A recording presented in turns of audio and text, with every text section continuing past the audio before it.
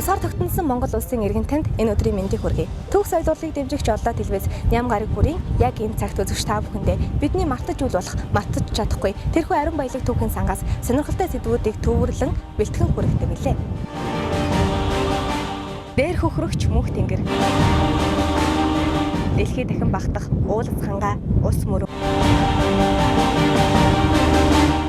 Уудам тал нутгийг бидэнд хэн илгээв? Өглөө бүр алтан нарны цэцэргийг аз жаргалтайгаар ширтэн сэрж аав ээжтэйгээ ахан дүүстэйгээ амраг хайртайгаа аз жаргалтай өгдөх энэхүү гэрэл төдрүүдийг бидэнд хэн авчрав? Энэ бол бидний өрлөг түүх. Энэхүү гэрэлт ирээдүйг үүнээс ч хувь билүүг бид үр хожтой үлдээхийн тулд энэхүү баян түүхийг бидний алтан сургамжийг чихээрээ бус зүрхээрээ сонсч өдөр бүр толгойдоо санан явах нь бидний өөр биш гэж юу. Ингээд их түүхийн жимээ нэвтрүүлэг үзэгч та бүхэндээ түүхийн тэрхүү баялаг арвин сангаас өнөөдөр нэгэн сонирхолтой сэдвийг хүргэхээр нэвтрүүлгийнхаа хойморт түүхийн ухааны доктор Үлзий Баатрыг урьсан байна. Миний эрдэмтдийн ажлын гол чиглэл бол Монгол оронд 1930-40 онд болж өнгөрсөн улс төрийн хэлмэгдүүлэлтийн учир шалтгааны судлах асуудал байгаа.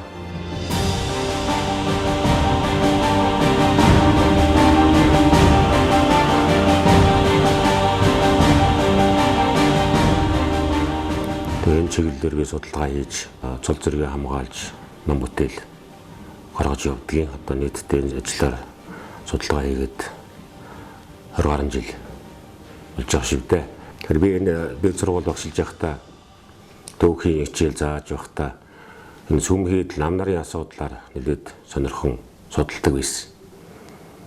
1980-ад оны үед түүх заана гэдэг бол яг нөгөө хуучин социализмын үед бэлдсэн ийм түүхийн хичээл программын хүрээнд заах хэрэгтэй байдаг.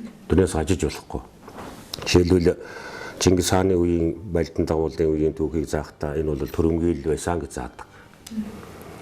За 1930-40 оны үйл явдлыг ярихдаа хувьсгалын эсрэгүү, лам нарын эсрэгүү өмнө бослого байсан гэж ярьдаг.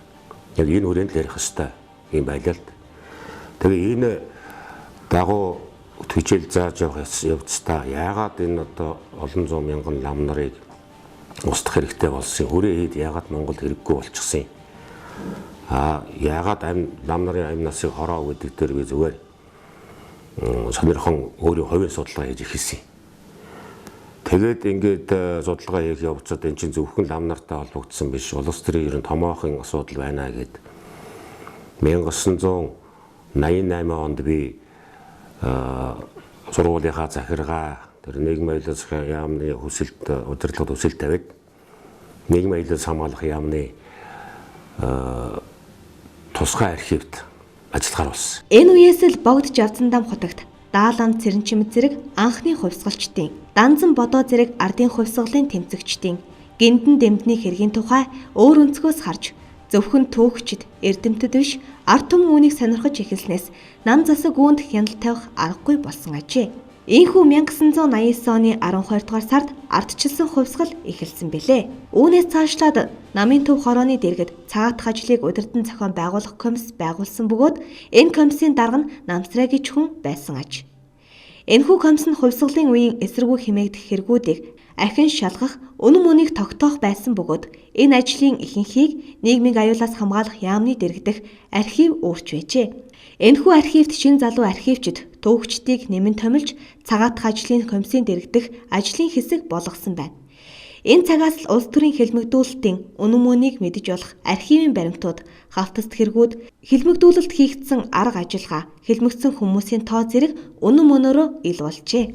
За яг энэ үеэс бол миний энэ улс төрийн хэлмэгдүүлэгчдийг судлах энэ ажлын цаар хүрээ арай өссөн. Зөвхөн лам нараа байсан. Лам нар бол тэдний зөвхөн нэг хэсэг л байл.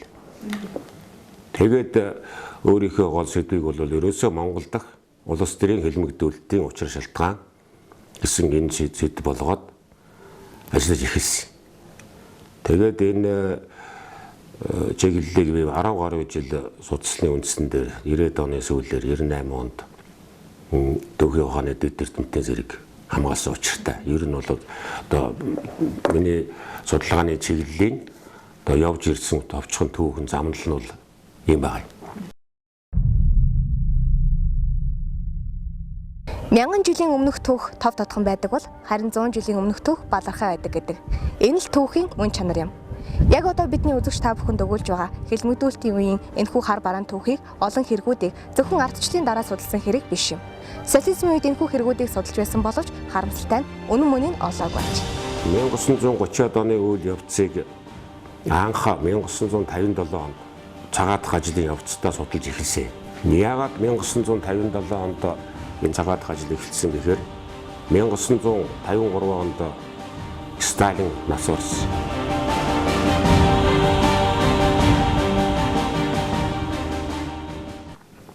Үүний дараа Хрущев засгийн эрхэнд гарч ирээд Сталины хэлмэгдүүлэлт за зөвлөлт холбоот улсад болсон 30-40 оны үйл явц энэ тухай судалгааг эрчимтэй хийж эхэлсэн баг.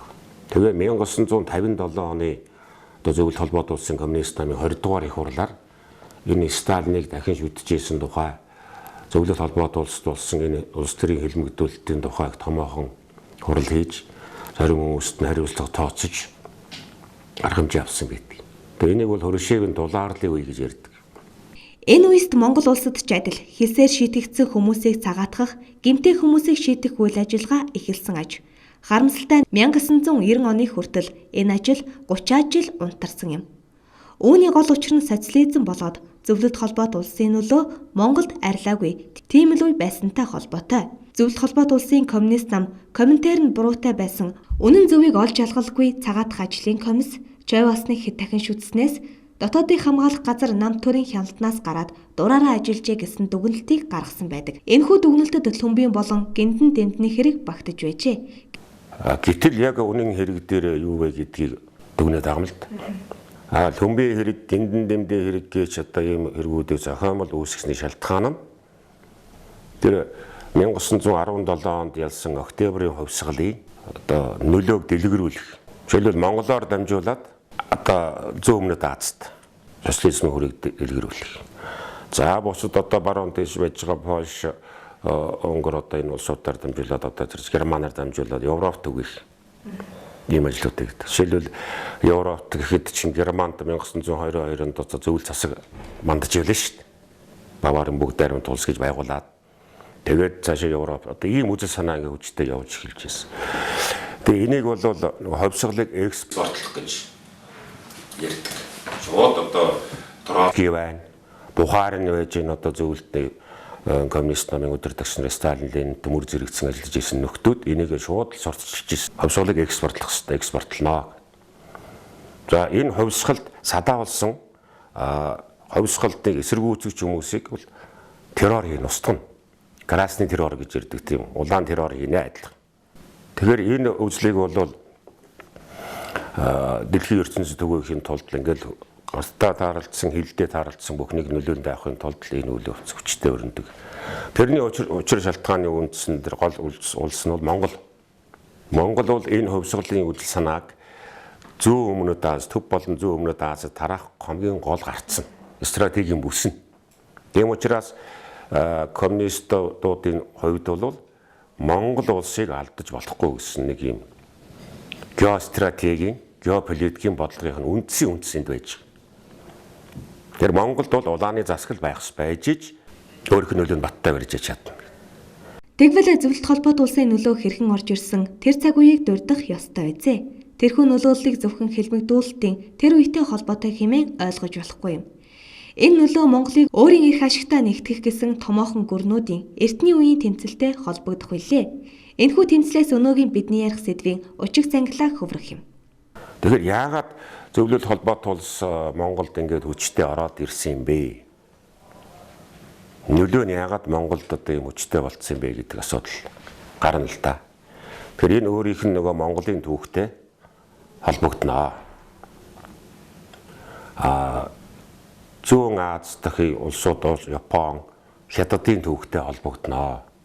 1860-аад оны үеэс эхлээд нөгөө Хятад, Монгол, Төвд улсыг захирж байсан Манжчин улсын захиргаа солирч эхэлсэн. Манжийн одоо газар нутаг дээр Франц, Англи, Герман, Япон гэх мэт одоо улсуудын эрх ашиг орж ирсэн. хамгийн дөрөвд 1868 онд Японд Мэйжин шинжилэл гэж гарч шогууны дэглэмийг устгаад зөвхөн Япон хаалттай орон байснаа их газар руу гарч ирсэн. Их газар төл тавихтаа хаана хөл тавьсан, хятадд хөл тавьсан. Тэнд Японы ярих ашиг бий болж эхэлж байгаа юм. За тэгвэл Франц ихт ч одоо үндсэндээ урагшаа энэтхэг хятадыг тэр чигээр нь харьяасан том колонтой байлаа. Тийм Англи бас мөн адилхан тэр энэтхгийг бол бүхэлд нь эзэмшижсэн том колон. Тэр байтга төвдөд нөлөөлж исэн. Төвд бол Англи харьяанд байлаа ш тэр үдчих. Тэгээд Английн харьяалалтай байх уу, хятадын нөлөөнд орох уу гэсэн юм улс төрийн том геополитикийн, геостратегийн том дайнууд 1860-аад оноос орж ирсэн. Үндсэндээ хятадын нутаг хэсэгчлэн хуваагдж эхэллээ гэсэн. Тэднэрд их гүрнүүдийн одоо Бялооны хутган л зоогдлоо гэсэн үг шүү дээ. Тийм ээ яаж хуваах вэ тэр одоо газар нутгийг. Тэгэхээр Манжчин улсын харьяанд ч нөгөө Монгол улс байсан. Тэгэхээр энэ Манжчин улсын бодлого хөндөгдөнгүүт Монголын эрх ашиг бас тэнд хамт хөндөгдөж идэг. Ийм үйл явц эхэлсэн баг. Ийм үйл явдал өрнөхөд Манжчин улс гэрээгээ зөрчиж, өвөр Монголоос эхлээд Монголын газар нутгуудад хятад тариачид ихээр тариа тарих болж, хятад иргэд Монгол их нэртэй болж, Монгол нэр үр хүүхэддээ өгч, Монголын томоохон пүүсүүдийн эзэн хятадууд болсоор байв. Энэ бүгдээс үүдээд өвөр Монголд Манжийг эсэргүүцсэн хөдөлгөөн ихээр гарч эхэлсэн бөгөөд мал бэлчээрийн нутгаа газар тариаланд алдсан иргэд эдний олонхыг эзэлж байв. Энэ бослого цаашлан ар Монголд ч мөн эхэлж 1911 оны богж авсандам хутагтаар толгойлуулсан хувьсгалын их болж тусгаар тогтнолоо зарлжээ. Гэтэл манай энэ тусгаар зарлсан энэ тусгаар тогтнолыг хүлээн зөвшөөрөв. Тэгэхээр 1930-аад онд болсон энэ үйл явц эднэртэй маш их холбоотой байна. Бид нэг 2-3 гэрээг их сайн санаж явах хэрэгтэй байна. Монгол Хятад хоёрын хооронд тогтсон хамгийн анхны хэлийн гэрээ бол нийтийн тооллын өмнөх 198 онд Хүнөв хань улс хоёрын хооронд тогтоосон энэ хэлцээрийн баг. Энэгээр цагаан хэрмээр Монгол улс Хятад хэлийн хоёрыг тогтоосон. Хүнөвгийн үед. Хүнөв улсын хаан модон нөгөө хань улсын хаантай юм хэл тогтоосон. 1949 он хүртэл цагаан хэрмээр хэлсэн илүүчнтэй байсан. Яг энэ дунд амьдарч байгаа тэр ард түмнийг нь хуваагтлууд бол энэ Монголын эрх ашигыг одоо хүчтэй нөлөөлсөн хаант Орос, Япон, Хятад нарт улстай маш холбоотой. Одоо тэр Портсмутын гэрээ гэж байж байгаа. Америкийн нэгдсэн улсын Портсмут хотноо болсон Портсмутын гэрээ. Орос Японы нөгөө 7 оны гэрээ. Орос Японы дайны дараа дайнд Орос ялагдаад ингээд Америк жуучлаад Америкийн нэгдсэн улсын Портсмут хотноо болсон энэ гэрээгээр Япон Оросын нөлөөний хүрийг хуваасан. Нөлөөнийх нь хүрийг. Яг нөлөөний хүрээ хуваагдахад одоо бидний байгаа ар Монгол хаант Оросын нөлөө эрх мэдлийн хүрээнд өмнө нь байгаа газар нутаг говьоос урагш одоо өвөр Монголын нутаг маань Японы эрх мэдлийн хүрээнд байхаар ингэж. За дараа нь бүр одоо хаант Орос юуны үед байгуулсан тэр гэрээ байж байгаа. Тэр Извольский, Мотоно нарын гарын үсэг зурсан энэ 4 зүйлтэй гэрээ байж байгаа. Санкт Петербург хотны гарын үсэг зурсан. Энэ гэрээ ил бөгөөд нууц 2 хэсэгтэй. Нууц 4 хэсэгт нь 4 зүйл дотор нь Монголыг ерөөсөө тэр шууд хувааж авсан. Яг ар Монгол одоогийн байгаа энэ одоо энэ нутгийн хэмжээгээр ер нь хэлийн цэцгийг үндсэндээ тогтоосон. Тэгэхээр энэ үйл явц энэ лүмбийн хэрэг гэж чимийг өдөөхөд яндан дэмдийн хэрэг гэдэг хэрэгт одоо өдөөхөд маш чухал нөлөө үзүүлсэн. Хилмигдүүлэлт хэмээх Монголын нэгэн үеийн хар бараан түүхийг хад чулуу өвс ногоо нөгөөлөх нэгэн газар яг одоо би зогсож байна. Энэ бол Шар хад. 1930 оны үед яг энд Монголын олон аавын хөвгүүд, олон гэргийн хань ижил, олон лам хуваргууд, олон сэхэтнүүд энд амнасаа алдаж галун ам бүлээн засаа эх орны хөрсөн шингээсэн. 1932-аас 1956 оны хооронд 31597 хүний хилмигдүүлж 21456-г нь өчиггүй буудаг хөнөөсөн байдаг.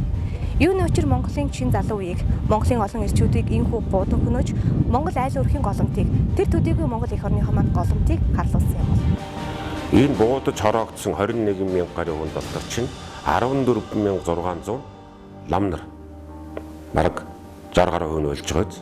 Тэр үеийн одоо Монголд оршин тогтж исэн Өддийн шашны шарын урсгал бол эсвэл монголчуудын оюун санааны нэгдлийг хангаж ирсэн. Тэр ийм үйл явц болсон. Энэ бол ингээд Монголын тухайн үеийн геостратегийн орон зай, гадаад том гүрнүүдийн геополитикийн одоо бодлогын үр дүнд Монголд улс төрийн хөлмөгдүүлэлт явагдсан байна гэсэн дүгнэлтийг бинийсэн юм аа. 10-аад мянган модондоо амархан хүрдэг машинаа хөө, амраг ганц нөхрийг минь аваад явдаг хамгаалахаа хөө, 7 мянган модондоо дороо хүрдэг машинаа хөө, томоотой ганц нөхрийг минь довчлон цүлсэн хамгаалахаа хөө.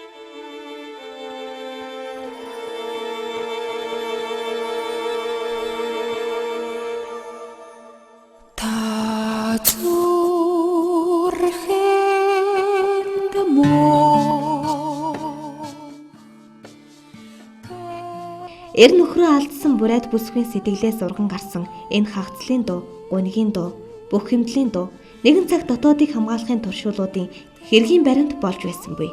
Энэ мэдчлэн хичнээн гэмгүй зүрх хилмигдүүлэлтийн салхинд худал хэргийн баримт болж хань ижлээ хайртай бүхний санан гансарсан зүрх гомдлын нулимсаар шүүрэн үлдээ бол.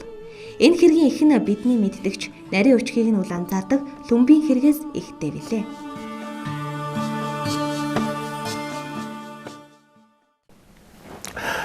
За 1933 онд яагаад лүмби хэрэг гэдэг Монголд гарсан юм бэ гэдэг дээр хоёулаа жоохон тодруулж ярий тийм ээ. Лүм бол 1932 оны 6 дугаар сард Намын Төв хорооны 3 нарийн бичгийн даргын нэгээр тавигдсан. Өөр хангай аймгийн Харьхан Долоон сумын Харьяат юм хүн. 1902 онд төрсөн, 1933 онд баригдахдаа 31 настай байсан. Намын Төв хорооны нарийн бичгийн дарга өгөөд Монголын үйлдвэрчний эвлийн төв зөвлөлийн дарга байж. Тэгэхээр энэ хүн Хинтээ аймагт 1933 оны ихээр 5 сарын үед ганцхан хоноод ирсэн мэт. Тэгээд 33 оны 107 сарын 22-нд гэртээ байж хахад нь ирээд баривчилсан байдаг. За тэгээд лүмби хэрэг гэж чимийг одоо энд үүсгэсэн. Тэр Хинтээ процесс нь болсон. 1929 оны 11-р сард Улаанбаатар хотын Морьд цэргийн гарнизонд алба хааж исэн Цэрэнгийн намжил Шодоогийн Дамдин гэж хоёр нөхөр цэргээс оргосон баг. 29 оны 11 сард. Тэр үед ч одоо цэргийн алба хаах хугацаа бол ямар нэгэн мэрэгжилтэй тусгай мэрэгжилтэй одоо жолооч байдаг юм уу одоо насвар масвар хийдэг хүмүүс бол 2 жил. Жирийн цэрэг бол 1 жил 6 сар албаадаг байлээ шүү дээ. Уг нь бол гайгүй. Тэгээд тэр хоёр бүрэн зэвсэгтэйгээ Улаанбаатараас Хинтэйгээр дамжаад цаашаа Манжуурт гарсан баг. Морьтойгоо буутаага цэргийнхээ иж бүрэн хэрэглэлтэйгээр. Тэгээд тэр хоёрыг нөгөө хайсан баримт олдохгүй байхгүй надад. Дотоодыг хамгаалах газарт 3 хоногийн дараа энэ хоёрыг орголоо гэсэн мэдээ ирсэн мэт. Тэгэхээр тэр үед цэргээс оргосон хүмүүсийг бол дор нь барьдаг байл. Тэгээ бүр буу зэвсэгтэйгээ оргосон бол ерөөсөө маш хүн чийдэгдэг. Тэрний өмнө 1932 дараа 32 онд тэр Монгол цэргүүд босгочдын талд буу зэвсэгтэйгээ орж явахад тэр бүгд нь уудаж ялаа шүү. Тэгээд нөгөө хоёрыг чинь хайгаагүй тэгэл одоо хайсан ч олоогүй юм уу гэдэг шалтгаанаар тэр Манжуурт артсан баг. Тэгэхээр энийг би бодохдоо бол энэ хоёр нөхрийг Монгол зөвлөлтийн цэргийн тагнуулын шугамаар Манжуурт гаргажээ гэсэн мэд үгэлт хийгээд байна. 29 он. Тэгээд тэнд суурьшуулж. Тэгээд тэнд суурьшуулаад хизээ нэгэн цагт тэр тэнд суурьшсан тагнуулаар юм хийлгэн шүү дээ. Тэнд бэхжүүлээд Японтой нийлүүлдэг юм уу? Нэг газар одоо алжилд оруулдаг юм уу? Ер нь тийм тагнуулаар явуулжээ гэсэн үгэлт хийгээд байна. Үүний дараа 1932 онд Мархайн Цэвэн гэдэг залууг Тэр 19 настай. Эвлийн төв хорооны ажилтан байсан залууг яг энэ Манжуур руу цэргийн тагнуулын шугамар тагнуул явуулсан байдаг. 2 сарын даалгавар өгöd. Тэр нөхөр Манжуурт очиод 1 сар болоод ирсэн. 1 сар болох хугацаанд зөвхөн шодон дамтантай уулзаал ирсэн байдаг. Тэр дамтантай. Тэгээд хинтэд эргээд ирсэн тэр мархан цэвэ. Хинтэд ирэнгүүтээ за би ингээ Манжуур тагнуул яваад ирлээ. Тэнд би шодон дамтантай уулзлаа. 5 дугуурт намайг алхахгаа явж гин гинэ. 5 дугуур гэж 1920-од оны үед нөгөө тогтогтайчтай хамт цагаантын зэрэгт байж байгаа тогтогтой муудаад тэгээд одоо улаан зэрэгт ороод буцаад дараа нь өөрөө Манжуурлаагаар авцсан гэдэг. Тэгэхээр тэр нөхөртөө уулзаад ирлээ. Тэгээд намайг 5 дугуур алхах гэж байна гэж шодон дамтын хэллээ. Тэгээ би нааш оргож ирлээ гэж. Тэгээд баахан хинтэд цууд хараасан байдаг. За тэнд шодон дамтан байна. Тэр нэг Японы цэргийн даргын дэргэд байна. Япон шар хувцастай 50 өсөрдөг гар буу зүүчгсэн одоо маш их одоо мундаг байна. А нөгөө цэргийн дамжил нь арай өөр газар басан Японы дэргэд байдаг гин гэдэг юм цууд харааж байгаа байхгүй. Энтэйгэр. За тэгэл хөдөө нутаг цуу амархан дараа нөгөө шодон дамтантай уулзаад тэр шодон дамтны тагнуул болсон гин Японы дэргэд байна гин. Цэвэн тагнж яваад мэдээд уулзаад үрээд ир чинь тэгээд яваад. Тэгэнгүүт цэвэн ирээд Улаанбаатарт байж байгаа хөмбөтэй уулзсан байдаг. Тэгэл хөмбөтэй уулзаад бас би тагнуулд яваад ирлээ гэж хэлсэн байдаг. 19 настай залуу шүү дээ тэр цэвэн гэдэг чинь одоо 19 настай хүүхдийг та нар төсөөлөд үзтээ те. Өнөөдрийн байдал ташуулаад үзтээ юм. 19 настай хүүхд зарим нь бараг ээжийнхээ өөрөөс гараагүй байгаад. Тийм ээ. Тэм хүний аваад ирсэн. Тэгээд нөгөөдөг чинь хөмбөтэй уулзаад би тагнуулд яваад ирсэн шодон дамтантай уулзсан гэж хэлдэг. Яагаад 3 нарийн бичгийн даргын нэг элдв очор ловсон шарам нартай уулзаг заавал хөмбөтэй уулзсан байдаг. Гэх мэт одоо яг ийм тодорхой шууд зохион байгуулсан юм байдаг. Тэгээд яг тэрнийхэн дараа хөмбийг 1 хоногийн томил дээр гинт явуулсан байдаг. Хөмбөчин 3 нарийн бичгийн даргын хувьд өөрийн бие даасан машин ундаг юм хүн байлаа шүү дээ. Эсвэл яг төдөө томил дээр явхад нь нөгөө намын туураны шийдвэрээр машин гаргаж өгөөд ингээ томилж явуулдаг байсан. Ийм хүн. Гэтэл машин байхгүй би одоо гинт маргааш өдөө яв гинэ явахаар боллоо. Гэхдээ намын төв хорооны нарийн бичгийн дарагт хэн тэгээд очиасан юм. Тэр нь болтохгүй байх. Тэр хэн ойлгомжтой зөвлөлтийн удирдлага байхгүй. Тийм. 3 нарийн бичгийн дарга чинь төрийн удирдагч нар гэсэн үг. Тэр гиндэн чи яваад ирж хэлээгүй. Ерөнхий сайд. Тэгээд гинт тэнтэй явуулсан. Тэгээд элдв очир нарийн бичгийн даргаыг машины гууж унаад хинтий орчиход хинт ганцхан хоноод тэгээд эргээд ирсэн байд. Тэгээд эргээд ирэхэд дотоодыг хамгаалах газрын ангийн нөгөө хинтий дэх ангийн дарга Эренцэн гэж хөмбөтэй хамт ирсэн. Улаанбаатарт.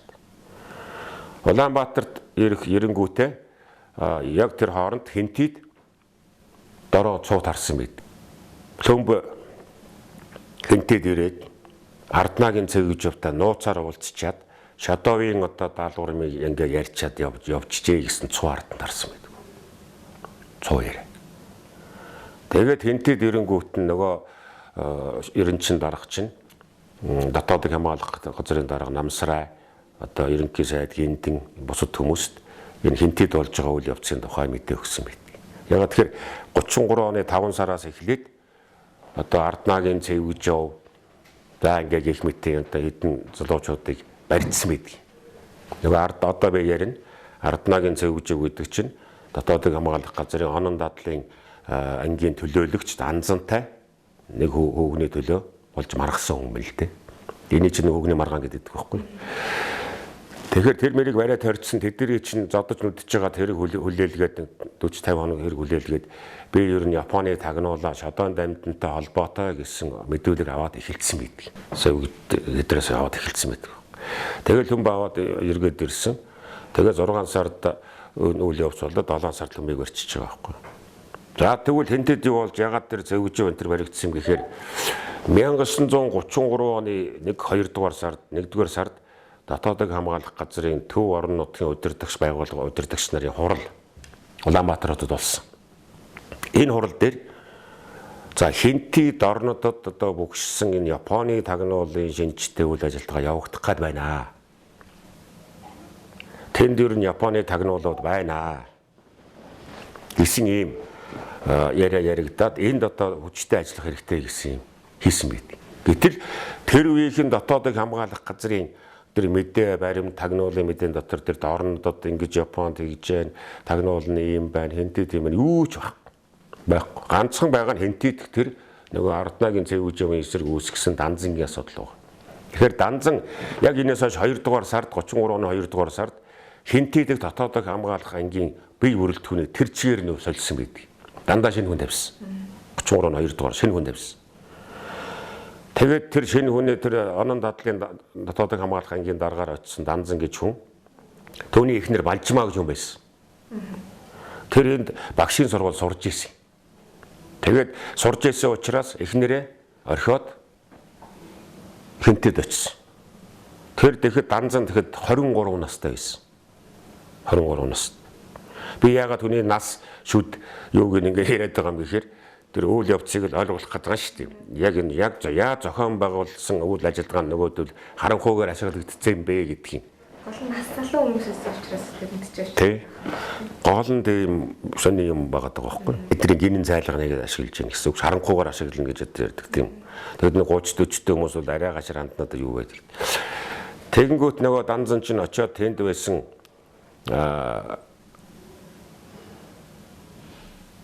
Сэрэмжид гэдэг хоршооны худалдагч өсгөд оролжээ.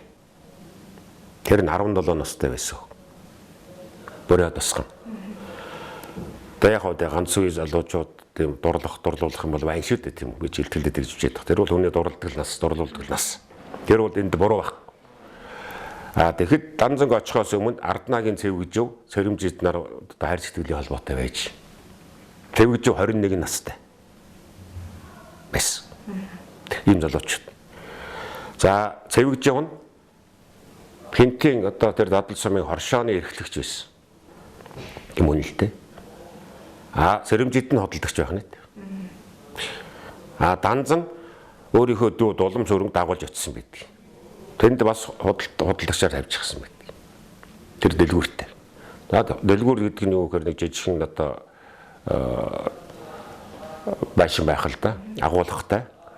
За тэгээд нэг агуулга тэр нөгөө хэн болохоор Сэрэмжид Арднагийн цэвгживд хайр сэтгэлтэй байна гэдгийг манайр мэддэг байж тийм үү. Тэгээд нөгөө хоёрын хооронд жоохон юу үүсжилт.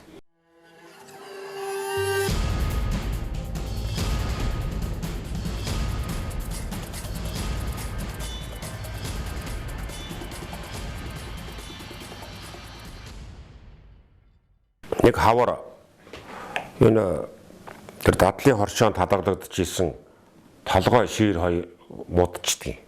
Яг тэгэхээр тэр толгой ширний эскаладны түлхүүрийг Данзангийн дүүд улам сүрэн тэр дэлгүүрийн одоо эрхлэгч нэг хүнтэй хоёулаа хооронд муудалж байгаа чи түлхүүр аав би аав гэж ингэж идэж байгаад алгуулчихгүй. Тэгээд түлхүүрээ яагаад тайгаад олохгүй онгойлохгүй байжсэн чинь одоо цаг 5-6 сар болоод цаг долоороод эрэхтэй зэрэг толгой шир нь муудчихдаг. Тэр нийтдээ 5 тэрэг гэдэс гарсан л да. За тэрийг энийг чинь нөгөө Данзан дотоодыг хамгаалах газрын одоо хүн мэдээ хураахта хувьсгалын эсрэг хорлон сөөлөх ажиллагаа хийлээ гэж хэлсэн. Нөгөө цэвгжив хэрэг татахын тулд. Тэгээд цэвгжив нэг өдөр хэнтэй шууд орсон байд. Данзан тэр чи дүүгээ хэрэгээс мултах гэж намайг хэрэгтэй хийлээ. Гэж. Тэр хоёр муудалсан, их муудалсан байдаг. Тэр мэдээнүүд байдаг юм л да архивт. Тэр одоо тэр хоёр ярилцсан юм. Тэгэхээр цэвгжив чинь өөрөө бас энэ Данзангийн өмнө ажиллаж ирсэн Норов Эрдэнэцэн гэж дотоодыг хамгаалах ангийн даргад элсэгдсэн нуус доршоолно байсан. Цэвгжив өөрөө. Ер нь тэр үед чинь одоо 29 оноос хойш энэ дотоодыг хамгаалах газар бүртээ одоо ерөөсөө маш олон ийм нуус доршоолуудыг элсүүлж ирсэн. Сүрдүүлээд янз бүрийн зөвхөн бол одоо тэгэл нөгөөдөл айх ярихынд хэлсдэг. Тэр байтугай нөгөө Данзан чинь нөгөө хайртай бүсгүй Сэрэмжидийгээ дотоодыг хамгаалах газрын доршоол болгоцсон байдаг. Шувуу гэдэг нэр өгөөд. Тэгэл за чи одоо надад гол нь чи одоо дотоодыг хамгаалах газар ажилтан болсон. Тийм учраас чи цэвэгжөөгийн тухай мэдээ хурааж өгнөд юу гэж ярьж чинь тэр тухай яаж чинь гэж. Тэгэл ерөөсөө өөрийнхөө элсүүлсэн тэр бүх нууц туршуулуудаа цэвэгжөөгийн тухай мэдээ хураахыг тэр данзан даалгадаг болсон байсан. Бүхэл мэдээ цэвэгжөөгийн эсрэг ирдэг байсан. За тэгээд тэр үед чинь одоо ардууд нь ярьсан байгаагүй энэ данзан гэдэг чи ямар ойврахгүй олиггүй юм одоо догшин ширүү хүн бэ? Дандаа хүний мууг үзэх гэж явах юм. Урд нь байсан орон өрөнцөн гэдэг хүн бол өрөөсөө дэхгүй юм 50 дүлгөө тогтун хүн байсан штэ. Энэ данзан гэдэг чи ямар авилгагүй нөхөр вэ? Ямар муухай догшин ширүү хүн бэ? Ямар муухай муу санаатай хүн бэ гэд энэ хүмүүс ярьдаг байсан баг. Тэр нь одоо энэ тагнуулын газрын архивт байна. За энийг нь мэдсэн данзан өөрөө бүр одоо ширүүссэн байдаг. За тэгэхээр энд ховын өс сонзон байж юу? Байж. Тийм ээ. Эхнэр хүүхдийн асуудал байж юу? Байж. За тэгээд иймэрхүү мэдээ хураагаад ингэж явж итэл нөгөө арднагийн цэвгэж явна. Нөгөө мархайн цэвэний найз байдаг байхгүй юу? Нөгөө тагнуулаа явж ирлээгээд орлоод ирсэн нөхөр биш үү? Тэр хоёр найз байж таардаг найз. Тэр найзууд ч уулзаж таарна да. Хоорондоо. Тийм ээ. Тэгээд уулзахад нөгөө арднагийн цэвгэж хоёр мархаан цэвэг хоёр уулзсан. Тэгсэн ингэсэн гэмээр нөгөө тагнуулын мэдээ хураагднаад. Тэгэнгүүт нөгөө данзан чинь төвдөө ингэж мэдээ явуулсан байдаг. За гэтэл нөгөө мархаан цэвэнэр нөгөө манжуурт байж байгаа шодон ирэнцэн гэрлөөгөө нэг ганцхан хуудас юм, тал хуудас юм захаа явуулсан байдаг. Болчихгэр. За би энд ингээд сайн сууж байна. Имерхүү байна. Тэгтээ ингээд би оргож гарч боссон минь уруу байжээ. Болол одоо их орондоо очихмсан да гэсэн үгтэй. За тэр захиагийн нөгөө дотоодын хамгаалах газрын эрдэнэсэн энэ данзан нар хүлээж аваад хэнтийн дотоодын хамгаалах газрын бичээч Гомбодорж гэдэг хүнээр хуурамч захиа болгоо бичүүлсэн шалгоондоо. Тэр хоёр захиа нь хоёулаа олдсон. Хоёулаа одоо тагнуулын ерөнхий газрын архивт байж байгаа. Жинхэнэ захиа Гомбодоржийн бичсэн хуурамч захиа. Тэр нь 61 онд илэрсэн. Гомбодорж өөрөө хүлээсэн. За би ингээ хуурамч захиа бичсэн юм аа. 61 онд хүлээхгүй байж өөрөө хүлээсэн. Би энэ одоо тэр захианы юу гэхээр нөгөө жинхэнэ тагнуулын захиа болгосон баг. Өө би одоо энэ тагнуул хийж гэн. Та нар нана тагнуулуудыг элсүүл. За бид нар одоо ийм хүмүүс лөм бодоо ингээ баах юм. Арднагийн зэвгэж юу мархаан зэвэ мэвэ одоо та нар ингээ юу яа үз. Залуучуудыг элшүүл наана дурш. Нaan ч буу байна уу шийдэн байна уу. Тэр гэсэн юм тагнуулын захиа болгочихгүй. Тэгээ тэр ийм захиа илэрлээ. Ийм захиа явуулаа гэд нөгөө данзан эренчин нар чинь аваач дотоод их болох зэрэг өгчдөг. Бүгд ингэ зохион байгуулалт явж байгаа юм байна. Тэгээд 33 оны 5 сард баахан хүмүүсийг бариад байцаагаад тэгээд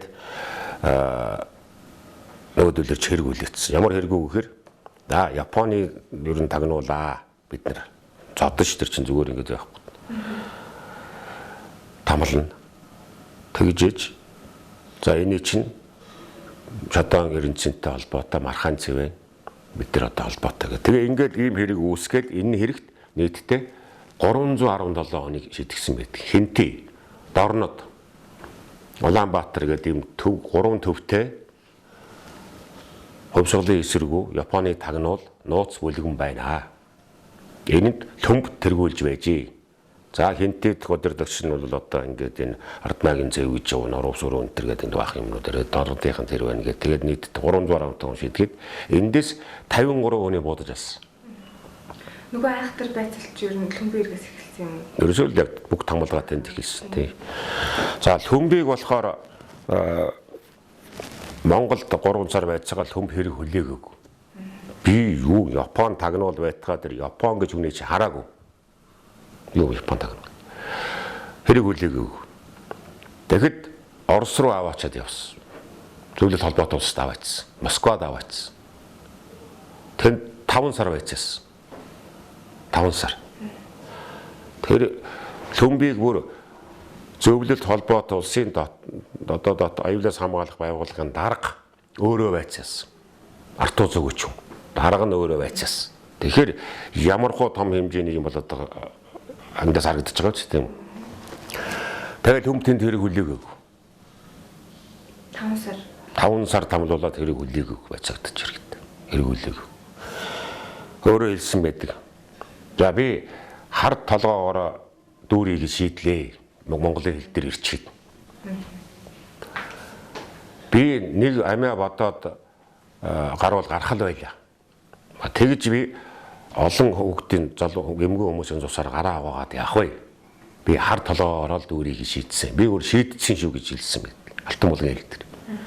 Тэгэхээр би эндээс энэ хүм гэж хүний хатан зоригийг тийм үнэхээр одоо тэр агуу монгол хүний тэр цаад нэмжин сэтгэлийг олж хараад идэг байхгүй. Тийм учраас би тэр хүмбийг мартаж болохгүй шүү. Мартаж болох хүм шүү гэдээ би бичээд байгаа тэр үед. Ийм хүн одоо байх уу? Одоо яаж вэ? Ихэнх нь ижлээ идсэн тэр 30 оны үед. Аав хүү хоёр бие бинийгээ илчилж байсан. Эцэг нь хүүгээ буудаж исэн. Барьж өгч байсан. Тэр 30 оны үед хүний өмнө чанар харагдаад байгаа шүү дээ. Хүү нэцхийгээ буудаж исэн. Ийм төвзөндөө байна. Эцэг хүү хоёр одоо хүмбэ хэрэг дээр баригдчихад нэг ингээд ийм том өрөөнд ингээд байж яхад нэг карантанд сууж яхад аав нь миний хөө чи яагаад аавыг ингэж хэлж исэн. Над өөр гарц байхгүй гэж хэлж. Тийм хүн байх уу? Төрсөн эцгийгээ. Гэтэл энд чинь нөгөө хүний өмс, хүний нэнжин сэтгэл энэ юм чинь яг цагаа тулаад өчүүхэн амин дээр нь ирэхээр юу ч бишэл болдго юм. Тэр юм харагдаж байгаа байхгүй. Албан тушаалын төлөө яаж алалцчих юм? Одоогийн хүмүүс одоо ингэ харжуулаад үзэхэд тийм үү? Эндээ сургамж гараад байгаа юм л. Гэтэл Лөмбөд ямар нэг юм ихлээд амлсан шиг байна. Чи энэ өргийг хүлээ бид Монголд Япон тагнуул байдаг. Тим хүн байгаа гэдээ одоо хэлгээл манайрыг баах тулгсан юм шиг байна. Түнд өөрөөс огт хийв. Сүүлд өөрөө зодуулж одоо бүр ингэ тартагтаа тулахаар тэр нөгөө битсэн хэргийн зүгээр хүлээгээл гарын ус сурсан байт. Чи бараг 8 жил зарцуулж байгаа юм шүү дээ. Зөвхөн ганцхан өөр дээрээ. Тэр үед нэг нь 5 сартай хүн нас орсон байт. Баггүй 2 хүн хүүхэдтэй. Нэг охин Навчаагээд охин Владимир гэж үүтэй. Тэр Владимир гэдэг бол Владимир Лениний дурсгалд зориулж өгөө байлгүй тийм. Тэр хүн яг шоронд байхад ингэ зовж явахт нөхсөн байт. Эхнэрийн дотоод хамгаалахын элдвэр зормжлсан. За тэгээд өөр юм баахан тамлаж байцаадаг бүх базалтын аргууд ингээд тэр баримтчүүдэд байдаг. Жижүүрлэн байцаадаг, хингийн байцаасан одоо тэр бүх хүмүүсийнх нь нэр, ус бүх юмнууд нь байна л. Тэгэхэд ингээд яхад ерөөсөө хүн хэрэг хүлээгээв. Тэгэхээр эндээс хүний хүмүүс, хүний чанар тийм ээ байна шүү дээ харагдчих. Тэгэхэд өөдгөө амтас маргааш нэг хүн өөрчлөгдөхөд нөгөөдөр нь зүс нь хувирчихсан ханаа алаад ижлээ идэд явж шүү хүмүүс ер нь тийм юм одоо маш олон бас. Досол гэж хүн байсан, бүргэдийн досол гэж. Дотоодыг хамгаалах газрын дэд дарга байсан. 39 онд Лөмбийн эрэгт нэмдийн эрэгт баригдаад 41 орд шоронд суусан. Тэр дотоод. Тэгэхдээ юу хэлсэн гэж? Яагараа би ганцаараа зовдъя. Яагараа би ганцаар бодуулах болдъё. Би олон хүнийг одоо яа чирнэ. Тийм мөсгөө. Тэгэд Лөмбийн юу гэж юм тийм үү? Тэгээд тэр бүргэдийн досол гэдэг хүн чинь нийтдээ бараг 1200 илүү 2000 шах хүний нэр гаргасан байдаг. Миний тагнуулд илсүүлсэн хүн, миний тагнуулд нийлсэн хүн гэдэг. Тэгээд нөгөө шоронгийн юунд нүүрэлдүүлээл энэ нөгөө хин чинь мөн үү? Чиний нөгөө байгууллагад илссэн хүн мөн үү? Улсбаатар мөн. Нөгөө мөн шүү дээ. Чи тэгээд илссэн. Мөн нөгөө бариад боддог. 1200 хүнийг. Тим өөдгөө новшнууд бас байсан. Зөндөө олон байсан.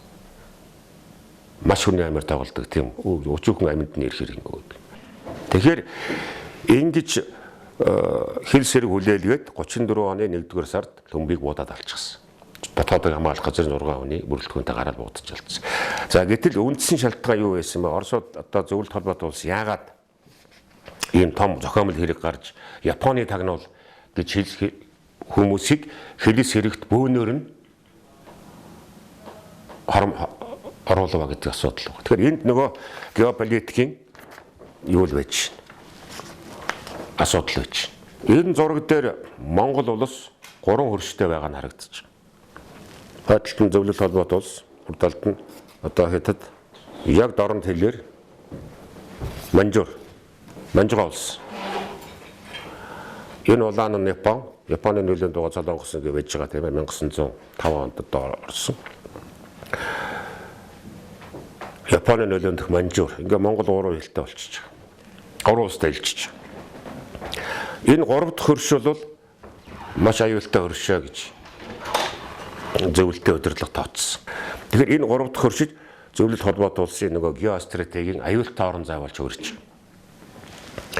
Геостратегийн аюултай орон зай юу гэхээр орон хятадын одоо ингээд энэ төмөр зам доош орчиж байгаа. Байгаль Транссибирийн төмөр зам гэдэг чинь явж.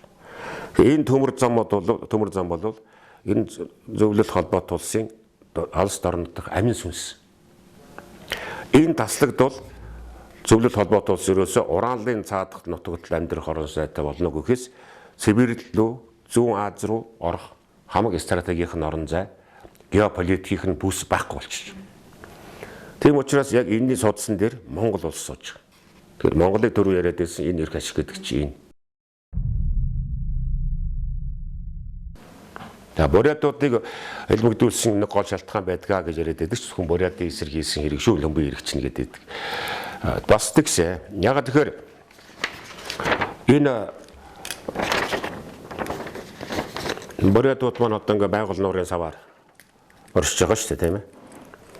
Октябрь хувьсгалын дараа энэ 1917 оны цагаан тон улаантан хоорондын ширүүн тэмцлийн дунд энэ бурят зон их хэлмэгдэж хохирсон л доо. Тэгээд бурятууд Монголоо бараадаад наашаа нүүс. Тэгээд Монголд ирэхэд нь монголчууд энэ Хинти, Сэлэнг одоо Сэлэнгийн хамгийн үржилшинтэй газар тийм үү. За Хинти аймгийн Онон Дадлал уулз одоо хамгийн гол тэр үржилшинтэй газруудад газар заахан зааж өгөө тэнд хошуу байгуулад бурятын 6 хошуу байгуулад тэгээд тэнд суурьшуулсан бурятууд. Тэгээд тэнд цаахан амьдраад тэгээд хажууд нь бурятын ажлыг эрхлэх бурятын хурал гэж байгуулад 24 онд. Тэгээд нийтдээ бараг 20-30 мянган бурятууд 23 оноос хойш орж ирсэн. 1921 оны 11 сард Данзан Сүхбаатар нар Оросд зөвлөлт холбоот улсад очиод тэр 21 оны 11 сарын гэрээ байгуулахдаа хэлийн асуудал тавьж ирсэн.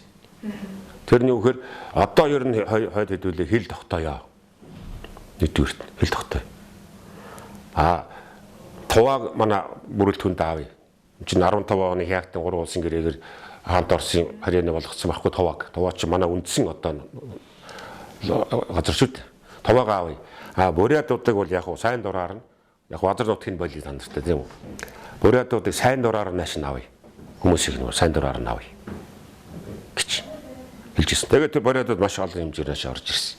Гэтэл энэний нөгөө зөвлөлт холбоот улсын нөгөө дотоодын хамгаалах байгууллагын бурятууд бол Октябрь хувьсгалаас урвалсан цагааны орогдлууд. Тэгээд 1930 оноос хойш бурятуудыг Монголд орж ирэхийг зогсооцсон. Нөгөө 24 оны гэрээ хүчингү болгоцсон.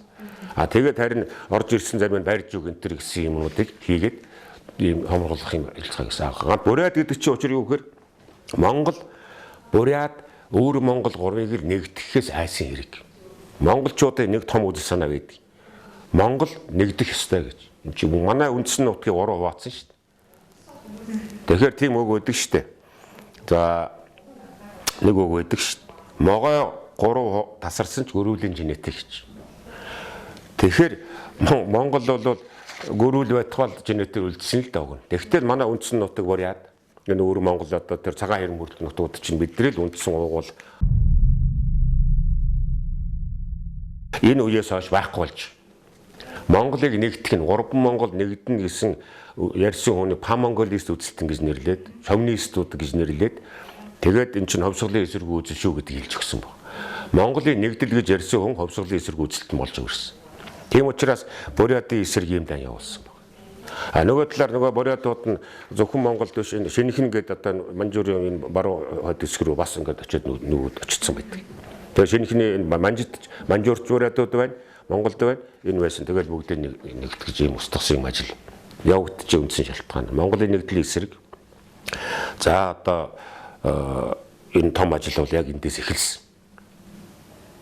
Байцаалтан дээр нь бүгд байдаг шүү дээ. Эндэн дэмэд хэргийн одоо байцаалтан дотор Монголыг яллахтаа чинь Монголын нэгдсэн үзлийн төлөө явсан. Яллахтаа пан монголист үзэл гаргасан гэж. Монголчууд Японы тагнуул Пам Монголиос үзэлтэн ингэж ялалт бүгд буудаж алсан нөгөөдөл чинь. Тэгэхээр ийм үйл явц бол энэ 1930-40-од оны үед Монголд болж өнгөрсөн гэсэн ийм судалгааны дүгнэлтийг л бий хийгээд явдгийм байгаа. Тэгээд төмбийн хэрэг дээр ингээд тойруулаад үндсэн шалтгааныг ярихад одоо байдал нэг ингэж харагддаг юм аа.